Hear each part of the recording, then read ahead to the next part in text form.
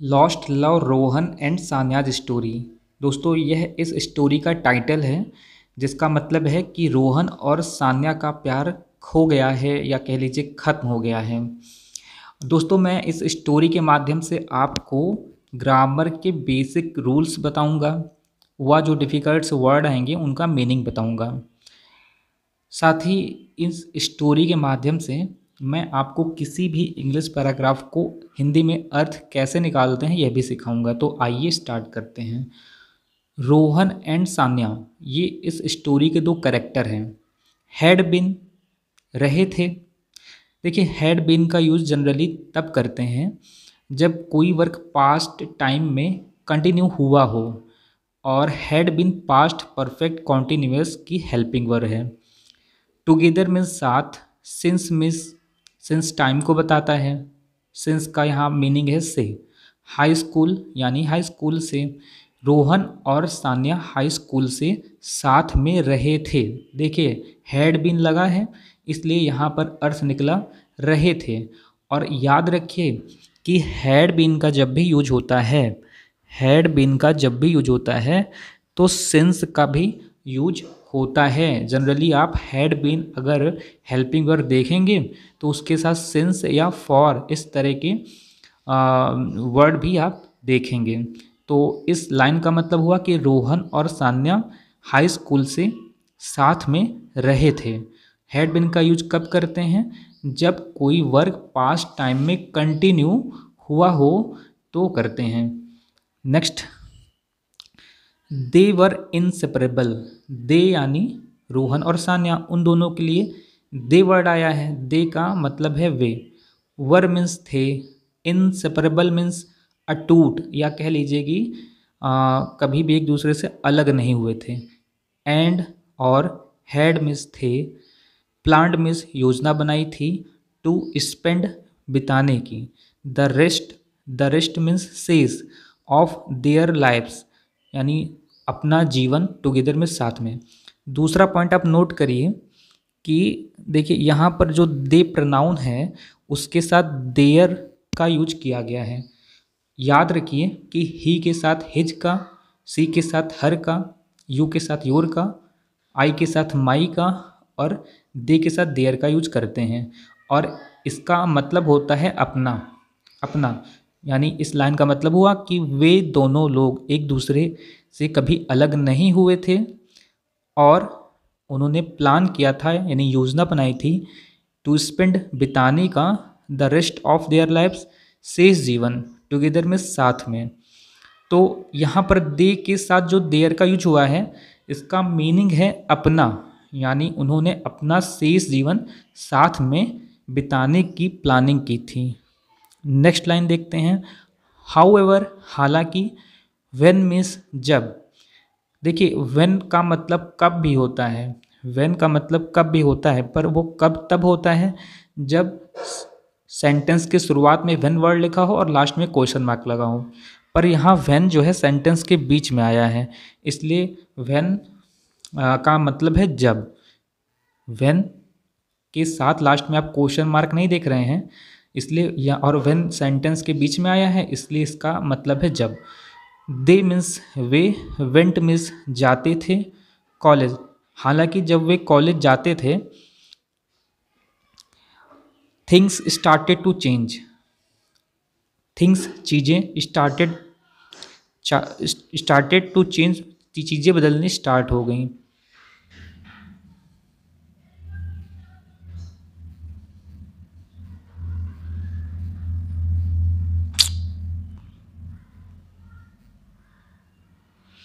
Next, Rohan's dreams was become a successful businessman.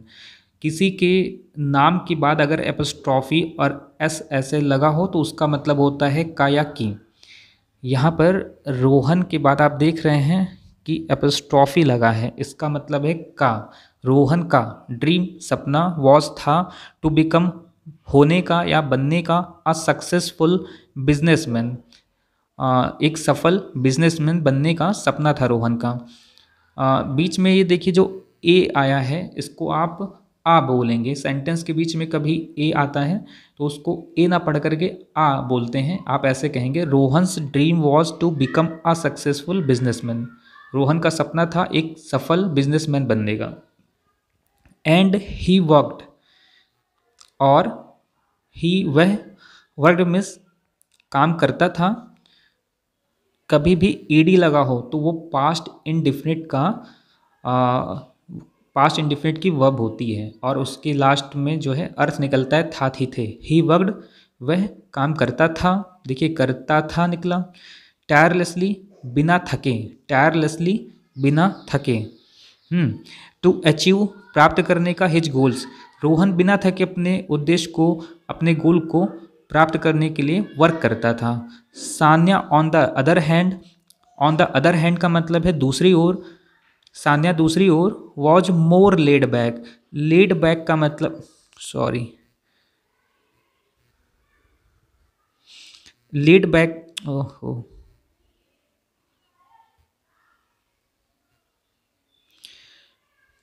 यहाँ laid back word आया है। Lead back का मीनिंग होता है जो रिलैक्स हो। सान्या दूसरी ओर रिलैक्स थी, शांत थी। रोहन काम करता था अपने उद्देश्य को प्राप्त करने के लिए बिना थके, जबकि सान्या रिलैक्स थी। And wanted to enjoy life to the fullest, और अपने जीवन को, अपने लाइफ को पूरी तरह से एंजॉय करना चाहती थी। एक पॉइंट देखिए यहाँ पर, फुलेस्ट में ईएसटी आया है।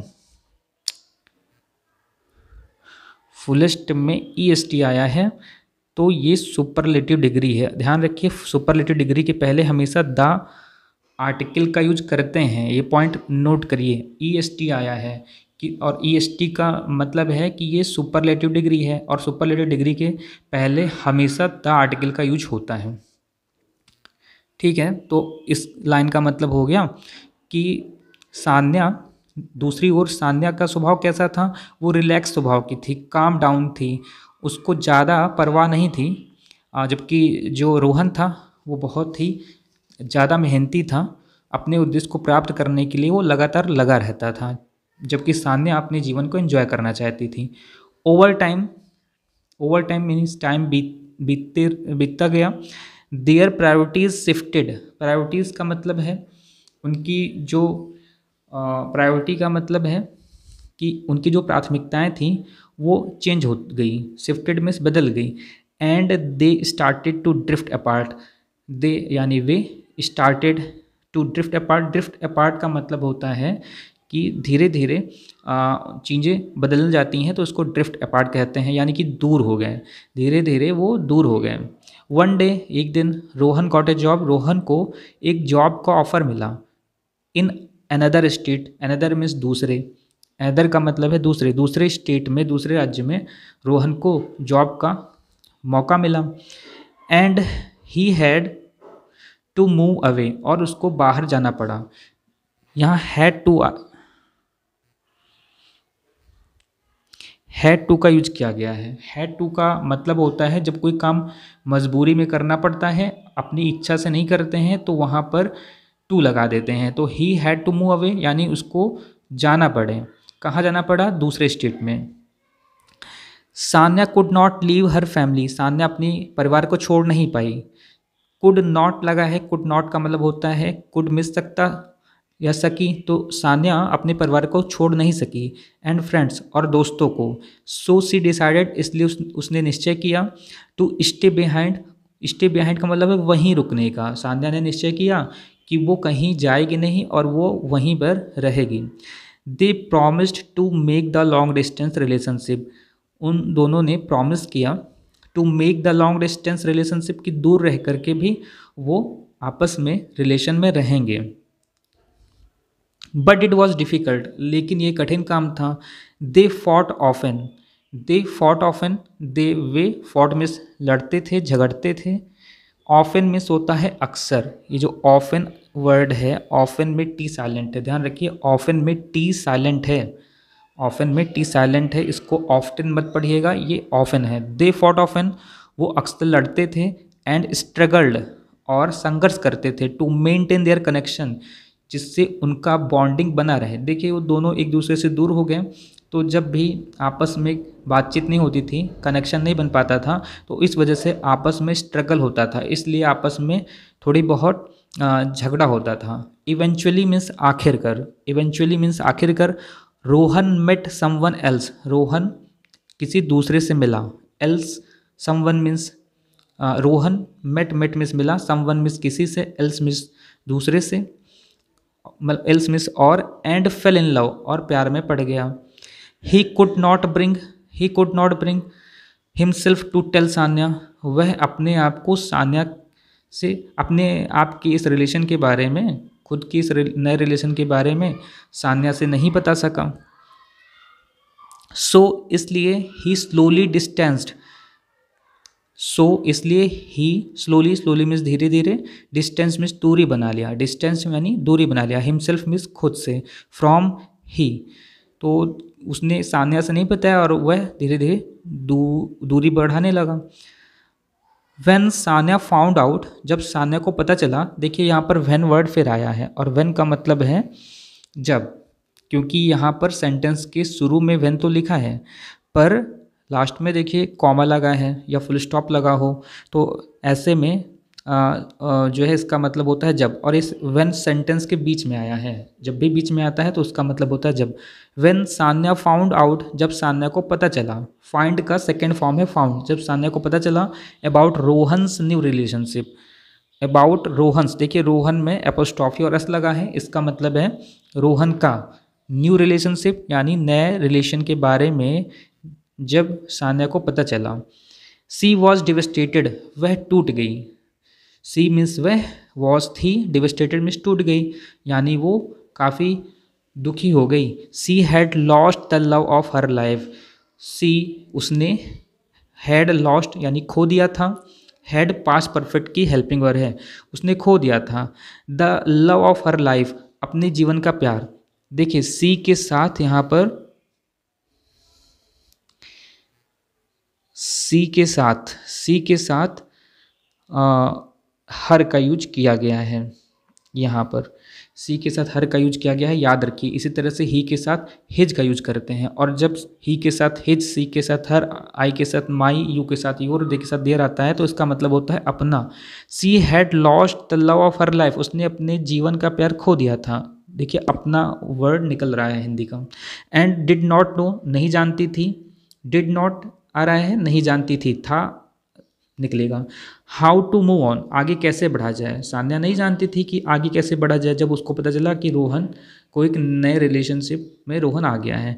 ईयर्स वेंट बाई, साल बीतते गए, वेंट बाई मीन्स बीत जाना, साल बीतते गए, and they both moved on with their lives, और दे बोथ, वे दोनों, मूव्ड ऑन मीन्स आगे बढ़े, विद देयर लाइफ्स मीन्स अपने जीवन के साथ धीरे धीरे वो आगे बढ़ते गए।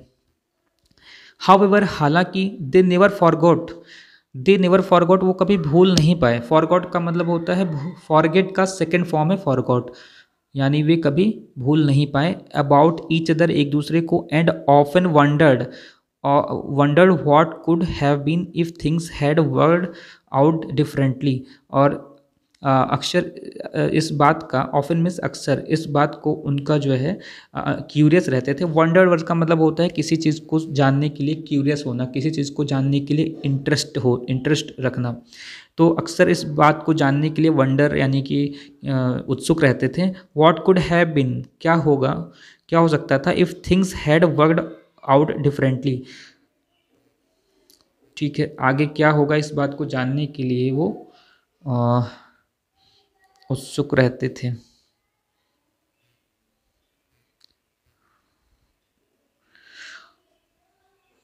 दोस्तों यहाँ से स्लाइड ही ख़त्म हो गई है।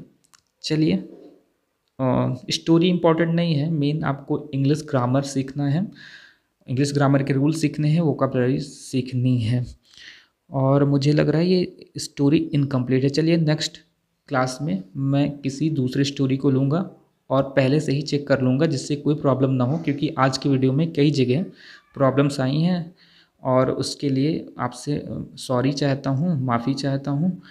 नेक्स्ट टाइम ऐसी जो है प्रॉब्लम्स नहीं आएंगी।